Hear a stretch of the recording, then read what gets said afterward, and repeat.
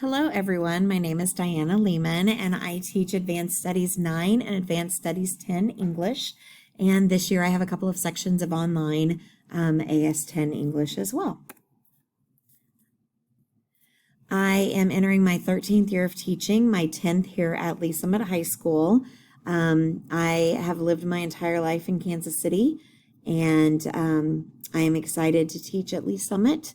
I actually grew up north of the river, so being south of the river is, a little different, but 10 years later, I'm pretty used to it at this point. I am also a sponsor of our Tiger Smart group, which is a group that works on character and encourages students to have good, clean fun without using drugs or alcohol, to stay away from those things. And I am also the head coach of our Scholar Bowl team.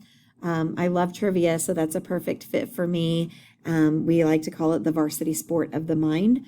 So if your students are interested in either of those groups, be sure to have them reach out to me. We'd love to have them come check us out. As I said, I'm from Kansas City. I love my hometown. I love my hometown sports. I can't imagine living anywhere else. So I'm very proud to be there. My biggest fandom is for the Royals. The Kauffman Stadium, the K, is my favorite happy place. It's my home away from home. You can find me there in a normal summer, there quite a bit. This summer is a little different, and I'm kind of missing my baseball time at the stadium. When I am not at the stadium, my other free time is spent with my niece and my nephew. They are the loves of my life. They're so much fun. I don't have children of my own, so I kind of spoil them. I'm pretty good aunt at spoiling people. So I have included some bits and pieces from the syllabus on here, a little bit about my instructional philosophy. I definitely feel like we are learning the most when we're talking ourselves, so I'm not one to spend 50 minutes lecturing. We'll probably have a little lesson at the beginning of the hour, and then I will send students off to work on their own, work in small groups, have those conversations with each other, have conversations with me. Let's talk about what we're seeing, what we're reading, what we're thinking. We do still include grammar instruction, but it is more integrated into what we're doing each day than just the old drill and memorize kind of things. We really look at it as a life skill kind of piece of writing. It's how we can make our best sentences, how we can communicate as effectively as possible, and how grammar helps us do that. We will have several major assignments and some smaller ones. We will do process writing, and a lot of times students just kind of want to type that paper at the last minute and submit it, but we are really working toward helping students to understand your writing is going to be so much better if you follow the process. If you take time to go back in and revisit your writing and make it better and talk to other people about it and get some other opinions. And so part of their grade will actually involve the writing process. And so it's kind of forcing students to do that, but they definitely understand at the end that makes them a better writer. We will spend time making connections to what we read, to other things that we've read, to things that are going on in our lives, to history. We do want to help make our students better readers, especially if your students are planning to go to college. Often what becomes overwhelming when someone goes to college is the course load and the work that's given them, and most of that work is just the sheer amount of reading. So we want to really work to increase our students' stamina and being able to read more.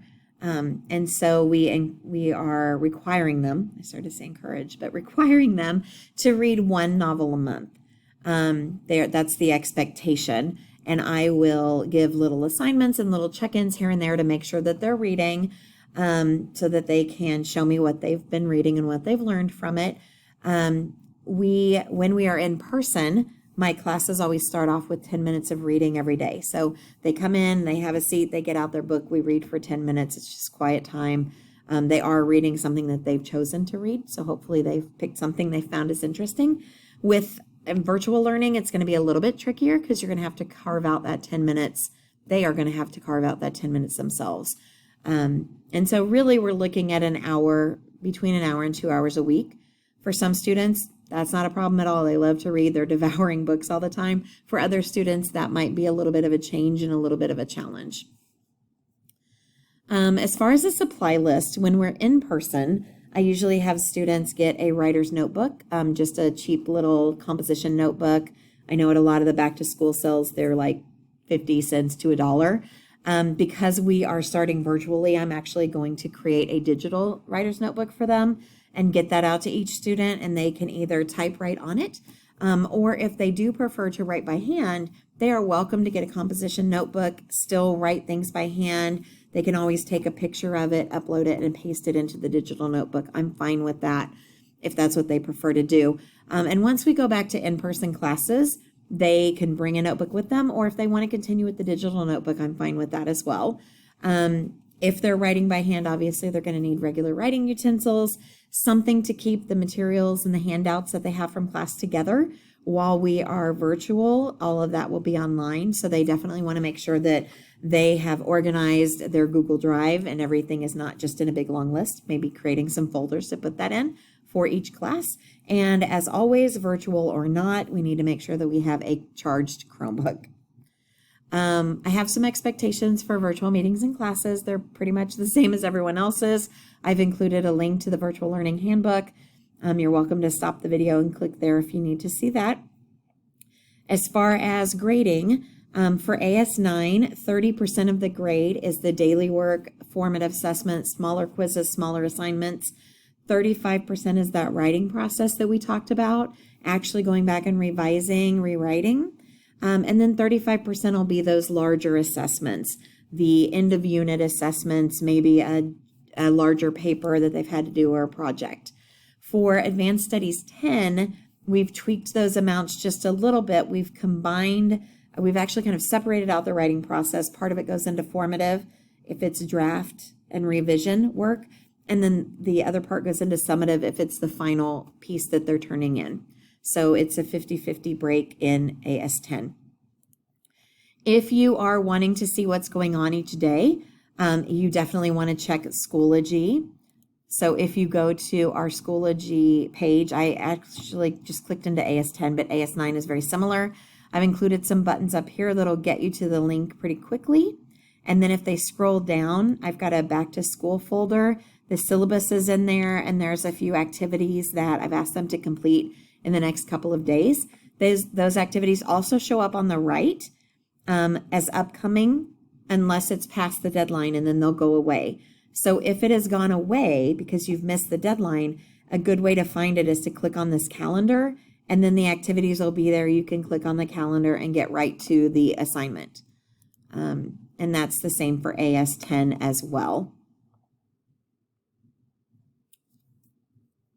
Go back to my slide there. If you are wanting to check grades, you'll want to go into PowerSchool. So Schoology will have the grades for each individual assignment, but it won't have the total for the semester. That's where you want to check PowerSchool for grades or attendance. If you are unsure how to log into Schoology as a parent, feel free to email me and I can send you those instructions that you can log in as a parent and kind of pay attention to what's going on, keep track of it, know when deadlines are coming up. You're also welcome to email me anytime for that. I am happy to help. For our virtual learning, I intend to post for the week coming up by the end of the weekend. So by Sunday night, you should see a post that has everything we're doing for the upcoming week. This week, since it's a shorter week, I have not actually done that. I posted some things today that are due Thursday, and I'll post some things tomorrow to kind of finish out the week. But then on Sunday, you'll see a post for the entire week. Things come up, they might change a little bit, but I will post the plan for the week, and at least students can kind of make out a calendar. I know when I might need to be online live, or if I need to watch a video, or I have this deadline. Okay. I look forward to working with all of your students. If you have any questions, feel free to reach out to me. My plan is first hour, but I am accessible by email at any time of the day. You can also call and leave a voicemail, but it will probably be the end of the day or the next day before I get a chance to get back to you. But emails I respond to pretty quickly. I also have a Twitter handle. I don't post a lot about classes there. I do sometimes retweet positive things and interesting things that I find.